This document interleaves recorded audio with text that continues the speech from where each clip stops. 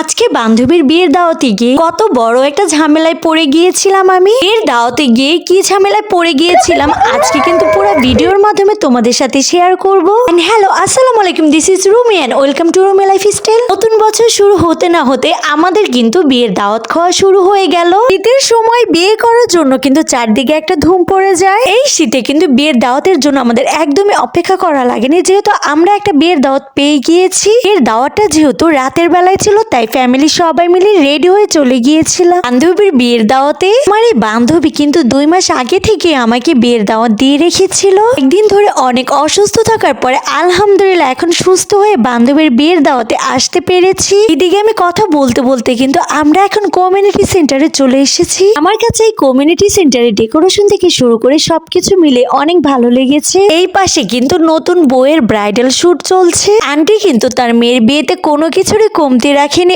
অনেক সুন্দর করে মেয়ের বিয়ের আয়োজনটা করেছে। মেয়ের বিয়ে নিয়ে কিন্তু প্রত্যেকটা বাবা মার অনেক স্বপ্ন চিন্তা ভাবনা দুটোই কিন্তু মাথায় থাকে। আজকে এই স্পেশাল দিনে বউ সাজে মাশাআল্লাহ আমার ফ্রেন্ডকে কিন্তু অনেক সুন্দর লাগছে। আমার কাছে মনে হচ্ছে আমার পাশে একটা ডল বসে আছে। বান্ধবীর সাথে দেখা হওয়ার পরে কিন্তু আমরা সবাই মিলে একটু ফটোশুট করে নিলাম। এদিকে আমি দোলনাটা দেখে কিন্তু তাড়াতাড়ি দোল খাওয়ার জন্য বসে পড়লাম। মনে হচ্ছে সেই বাচ্চাকালে ফিরে গেছি আমি। ক্লাস 9-এ উঠে আমি বিয়ে করে ফেলি, তারপর তাড়াতাড়ি বেবি হয়ে যায় আমার। এত বড় মেয়ে দেখি কিছু মানুষ ভাবে তাদের থেকেও নাকি বয়সে অনেক বড় আমি। বুড়া বয়সে বিয়ে করে শেষ বয়সে বাচ্চা নিয়ে তারপর বলে আমার বাচ্চা অনেক ছোট, তার বাচ্চা অনেক বড়। এই কথা বললে তো আর নিজের বয়স কম হয়ে যায় না। একটা মেয়ের বাচ্চা কাচ্চা হওয়ার পরে নিজের বয়স কম বা বেশি বলে কি লাভ হয় এইটাই বুঝি না আমি। যাই হোক, কি আর বলবো, নিজেদের কচি ভাবা বয়স কমানো আপাদের নিয়ে আর কথা বলতে বলতে কিন্তু আমরা খাবার টেবিলে বসে গেছি। আর এদিকে কিন্তু বোরহানিও চলে এসেছে।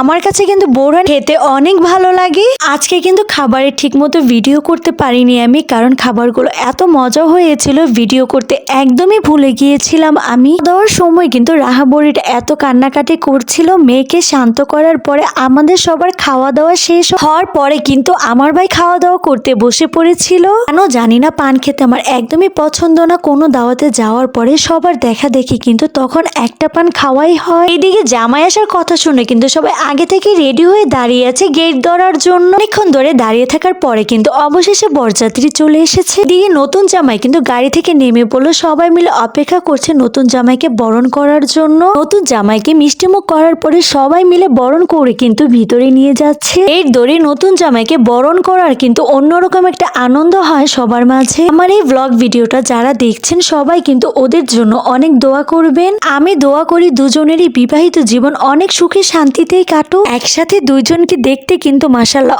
অনেক সুন্দর লাগছে। এদিকে অনেক রাত হয়ে যাওয়ার কারণে কিন্তু আমি তাড়াতাড়ি করে বাসায় যাওয়ার জন্য রওনা দিয়ে দিলাম। সিএনজিতে ওঠার পরে কিন্তু আমি অনেক বড় একটা ঝামেলায় পড়ে গিয়েছিলাম। আমার বোন কিছুতে কোলে বসবে না, সিটে বসার জন্য কিন্তু অনেক জোরে জোরে কান্না করছিল। আজকে কিন্তু ভিডিওটা এই পর্যন্তই শেষ। Thanks for watching. আল্লাহ হাফেজ, বাই বাই।